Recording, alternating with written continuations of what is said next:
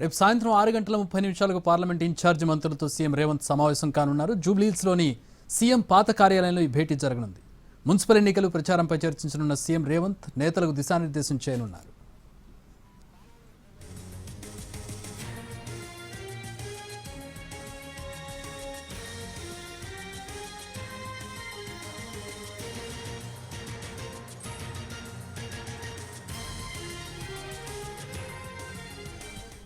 Municipal ఎన్నికల్లో సమిష్టిగా పనిచేసి మెజారిటీ స్థానాలను గెలుచుకోవాలని సీఎం రేవంత్ రెడ్డి పార్టీ నేతలకు దిశానిర్దేశం చేశారు.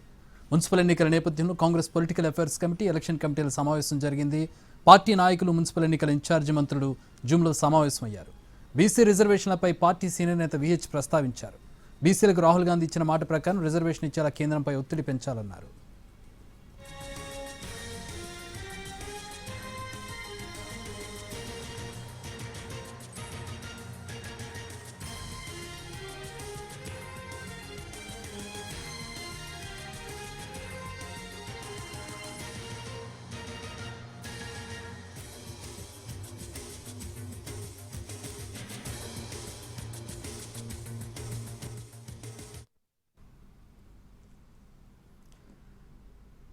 రేపు సాయంత్రం 6:30 పార్లమెంట్ ఇన్ఛార్జి మంత్రులతో సీఎం రేవంత్ సమావేశం కానున్నారు. జూబ్లీహిల్స్లోని సీఎం పాత కార్యాలయంలో భేటీ జరగనుంది. మున్సిపల్ ఎన్నికల గురించి, ప్రచారం గురించి సీఎం రేవంత్ దిశానిర్దేశం చేయబోతున్నట్టుగా తెలుస్తోంది.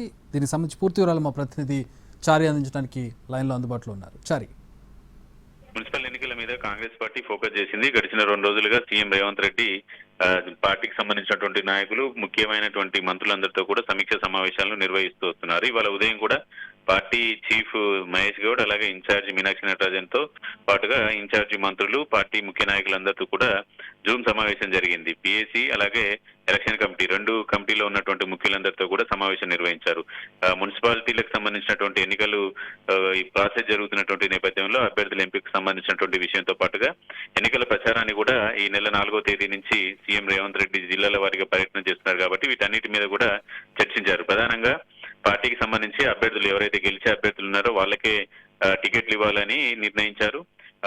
పిసిసి వేసినటువంటి స్క్రీనింగ్ కమిటీకి నిర్ణయించినటువంటి అభ్యర్థులందరికీ కూడా ఇవాళ బీఫామ్లని అందించే ఏర్పాట్లు కూడా ఇప్పటికే చేశారు. అయితే రెబల్స్ కు సంబంధించినటువంటి విషయంలో ఎవరైతే పార్టీ కోసం కమిట్మెంట్ గా పనిచేసి ఈ ఎన్నికల్లో టికెట్లు ఇవ్వలేని పరిస్థితి ఉంటే అలాంటి వాళ్లకు కార్పొరేషన్ పదవులు ఇద్దామనేటువంటి హామీ కూడా ఇవ్వాలని సీఎం రేవంత్ రెడ్డి ఈ సమావేశంలో సూచన చేశారు. అలాగే పార్టీ సీనియర్ నాయకుడు హనుమంతరావు రాహుల్ గాంధీ చెప్పినట్టుగా 42% బీసీలకు రిజర్వేషన్ ఇచ్చే అంశంలో ఫోకస్ చేయాలనేటువంటి విషయాన్ని కూడా ఆయన స్పష్టం చేశారు.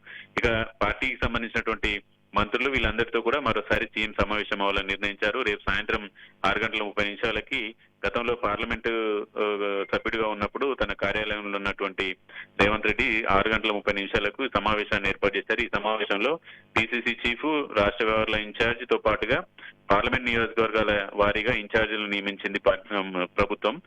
వాళ్ళందరినీ కూడా ఈ సమావేశానికి ఆహ్వానించారు. వీళ్ళందరికీ దిశానిర్దేశం చేయాలనేటువంటి ఆలోచనతో పాటు ఎన్నికల్లో అనుసరించాల్సినటువంటి వ్యూహానికి సంబంధించినటువంటి విషయాలన్నిటి మీద కూడా సీఎం రేవంత్ రెడ్డి దిశానిర్దేశం చేయబోతున్నారు.